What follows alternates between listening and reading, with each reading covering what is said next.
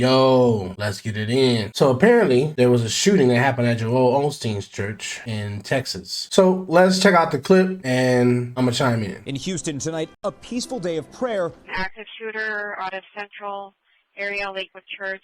Turning violent. Around 2 p.m. local time, Houston police say a female shooter entered Lakewood Church, the worshiping home of televangelist pastor Joel Osteen, a mega church that can hold 16,000 people.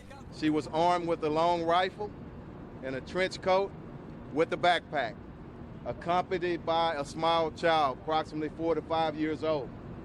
Once she entered. Now, I'm surprised it was a female. I'm surprised she had a small child with her. But with knowing what goes on at these churches, I'm going to assume that was her son. And I'm going to assume that there was probably something that happened as far as somebody touched her child. It seems as if she knew where to go. I think that there was something more here than what meets the eye. At some point, she began to fire. All of a sudden, we just heard in the backstage, somewhere around the back out there, a few shots fired. This man says he was waiting for a Spanish service to begin when gunshots rang out. Officer and agent. Yeah, it seemed as if it must have been, they knew when they were coming because you know when the main church begins. There must have been something that happened with that little child, and I think she wanted to address it, and the man that got shot probably either tried to, jump in the way of the bullet or was part of it, but whatever was happening, she wasn't with it. Something was going on. I think something happened with that child. Why would you bring a child to a shooting? You know what I'm saying? Like, there's no way, unless you were coming there to deal with a situation where that child was hurt and you wanted to hear from their mouth, you wanted that person to see the consequences of what their actions were, which I don't think you would just bring a random child with you. There was something that happened with that child. Out. Officer and agent engaged, striking the female. Police say the shooter died at the scene, adding the young child with her was hit and is in critical condition. Investigators say a man was shot in the leg, but is not believed to have been involved. Once she went down, officers reported back to us that she threatened that she had a bomb.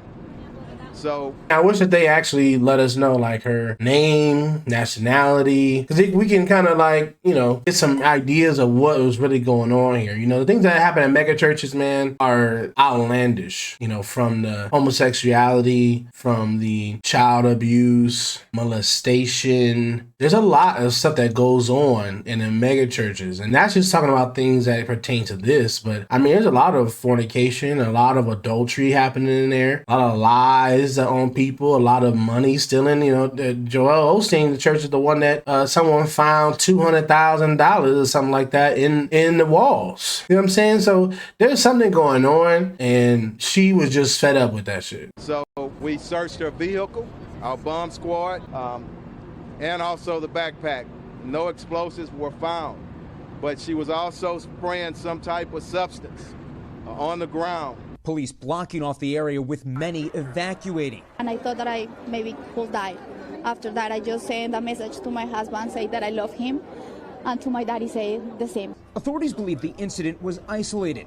Pastor Osteen speaking out late today. We're going to continue. And when they say that they think that it's isolated, it's so that we don't believe in conspiracies. Because if there are multiple people that conspired to do and act like this, then it will validate a lot of the conspiracies that a lot of our people believe or allege to have happened.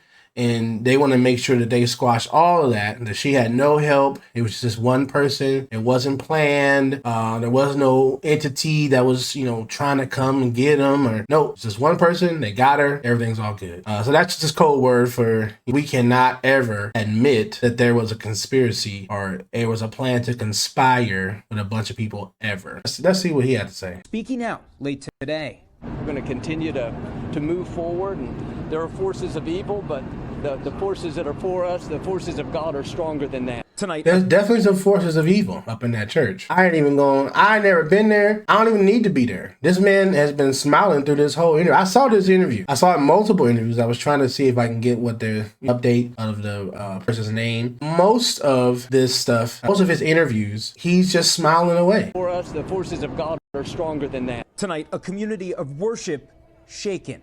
Jesse Kirsch, NBC News. All right, so that's it on that. But like I said, a lot of these mega churches, man, they really be abusing their congregation, lying to their congregation, and Christianity is not the way to go.